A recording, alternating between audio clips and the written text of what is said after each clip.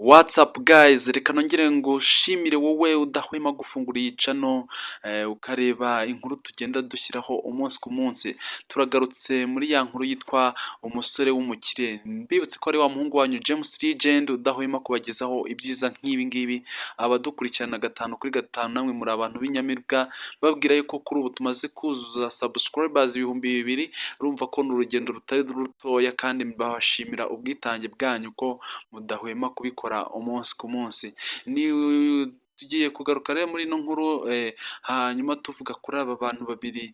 Turavuga kuri uyu musore MK ndetse tuvuge no kuri uyu mukobwa witwa Kamariza, tuvuge relationship iri hagati yabo ndetse tuvuge n'uburyo ki bagenda bagaragara muri iyi filimi, mbese imikinire yabo ukuntu igenda igaragara.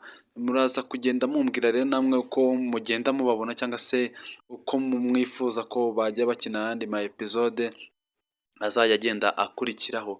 Murabyibuka uyu MK, iyi filimi itangira itwereka uburyo ki yari yarakunze uyu mukobwa, bakajya bavugana hanyuma igihe kikaza kugera bakabonana uyu musore noneho yicishije bugufi, yigize umuntu uri simple mu buryo bwo kugira ngo arebe ko uyu mukobwa yamukunze urukundo kuko rwa nyarwo.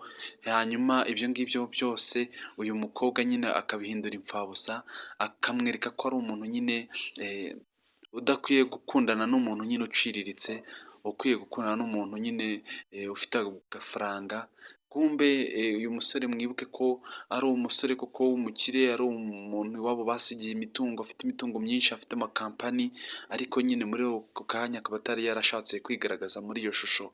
Kuri iki gihe hari abakobwa benshi bagenda bakunda abatipe babakurikiyeho ibyo batunze, bamara kubibura ugasanga nyine umubano wabo urakendera cyangwa se uragenda gakeya.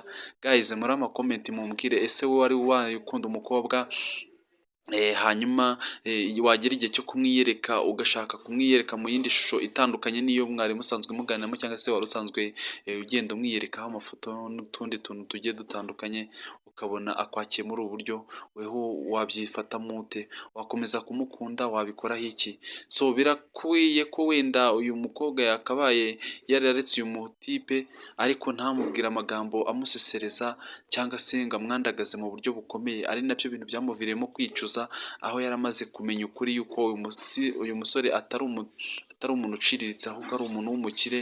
Uko yashatse kumwigaragazamo bwari uburyo bwo kugira ngo nyine amupime arebe uwo ari we. Ndabizi ko mudukunda gatanu kuri gatanu kandi mukunda izi nkuru dukora umunsi ku munsi. Ni wa muhungu wanyu James Legend wamamaye, ubakunda cyane kandi ubahoza ku mutima.